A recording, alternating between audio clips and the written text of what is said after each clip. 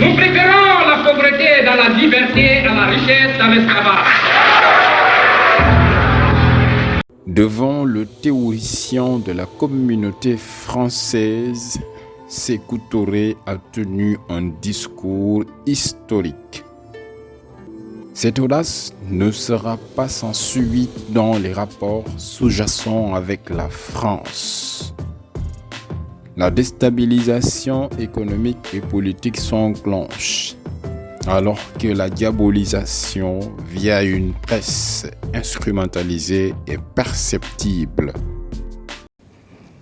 Lorsque des journalistes connaissent parfaitement la vérité et laissent une fraction de la presse induire en erreur l'opinion sans corriger l'erreur, pour moi, il s'agit de la presse française. Le silence devant le crime a ses implications de responsabilité dans le crime commis. Pas plus tard que l'autre jour, la presse française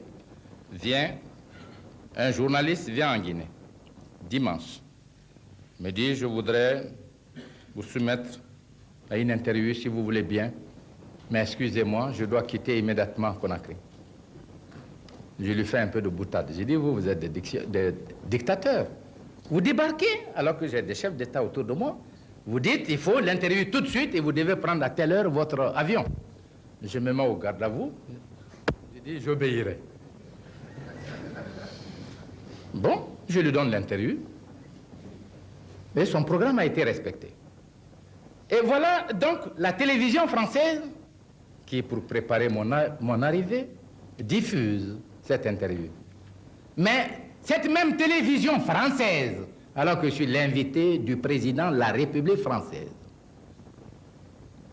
donne la parole à des Guinéens qui sont ici pour m'insulter. Je ne le ferai jamais à un Français. Ceci dit en passant.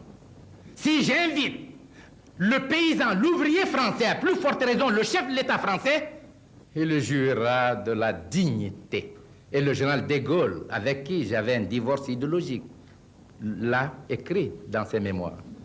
Il n'a été reçu nulle part, mieux qu'à Conakry. Et c'est l'hommage qu'il nous a rendu. J'ai pris mes responsabilités en disant aux Guinéens: quiconque prononcera un mot contre la dignité de la France ou du général de Gaulle, j'ai dit au MAS de régler son compte. Il aura insulté la nation guinéenne. Voilà la conception que j'ai. Et cet homme à qui vous faites le privilège de l'égaler aux représentants de la Guinée, vous payez par son mépris. Il se déclare à vous que lui, il appartenait au gouvernement guinéen, qu'il était ministre des Affaires sociales. C'est sur la bande, écoutez. Un vulgaire inconnu qui n'a jamais appartenu à un gouvernement guinéen, puisque depuis 1957, Dieu merci, je préside aux destinées du gouvernement guinéen. Je le constitue au sein des directions politiques de mon pays. Mais il n'a pas hésité à dire à vous qu'il est ancien membre du gouvernement guinéen. C'est le mépris avec lequel il vous a payé. Donc, quand j'ai dit la presse, ceux qui connaissent la vérité et qui ne veulent pas la rétablir, n'assument-ils pas une certaine responsabilité? Bon. Maintenant, le problème... La communauté internationale, dans son fond restreint et sa forme partisane, se contente de sa presse pour fermer les yeux devant les grands et faire le gendarme devant les petits. Le premier choc en Guinée, le voilà.